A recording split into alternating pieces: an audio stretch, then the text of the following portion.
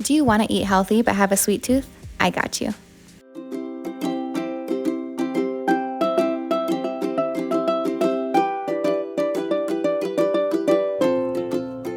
Hi guys, my name is Alexandra Lourdes and welcome to my YouTube channel. I'm the co-founder of Café Lola and St. Honoré, which is a couture donut shop, and while I make some pretty extravagant desserts over there, I like to eat super healthy, gluten-free desserts at home. And today I'm going to share with you guys one of my favorite treats to make. This is a quinoa crispy. The first step is to pop the quinoa. First you have to heat up the skillet and then add your quinoa to the really hot skillet so it pops the quinoa. Listen to this. Once the popping sound starts to slow down and you see it as this nice golden color, you can take it off the skillet and pour it into a bowl. You have to do that 2 times. It takes about 2 to 3 minutes to pop it, but I like to do about 3/4 of a cup at a time so it doesn't burn the quinoa. For the next step, you take some honey, add it to the skillet. I use the same skillet, I just let it cool down a little bit. Melt it down so it's kind of a liquid, and then you add your almond butter.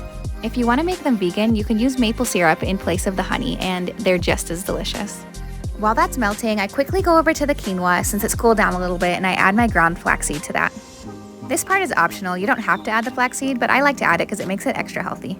Okay, so now time to add vanilla extract to the almond butter mixture. I add about 1 tablespoon to that and then mix it together quickly. You want to make sure you keep stirring this because you definitely don't want it to burn or stick to the pan. So I just stay there at this point and I keep stirring until it's a nice liquidy texture.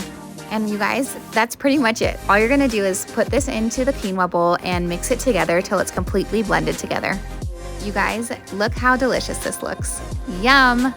Okay, now time to get the pan ready. Someone on my TikTok told me to crinkle up a piece of paper when you're putting parchment paper in your Pyrex because it'll stick better. Let's see if it works. Does this work? Let's see. Okay, it definitely holds its form better, so I like it. Now you're gonna add the quinoa to the parchment paper. With a spatula, you wanna make sure everything's out of the bowl, and then you just start patting it down so it's a super nice layer. I have a little toddler who's 3 years old and she loves these crispy treats, so she's watching me from behind the camera and she's so excited that I'm making them for her. And honestly, it's so nice to just keep these in your fridge, so if you're hungry, you can just grab one whenever you like.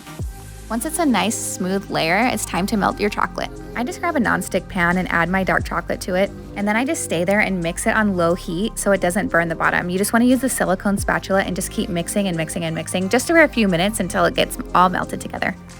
And that's it, you guys. After the chocolate is melted, you just take it over to the quinoa crispy, pour it right on top, and you're gonna spread it out into a nice layer as well so it covers the entire quinoa crispy. Once the chocolate is all spread out, you add it to the fridge for about 3 to 4 hours. That is honestly the hardest part about this. You don't have to bake it, you just put it right into the fridge and you wait. And after those few hours go by, you have the perfect quinoa crispy, you guys. Look at this. It is so delicious. I top it with some sea salt. You don't have to put salt on it because sometimes kids don't like it, but they're so chewy and delicious. Thank you guys so much for watching. I hope you enjoyed, and make sure you like and subscribe if you guys want to see more healthy and easy recipes.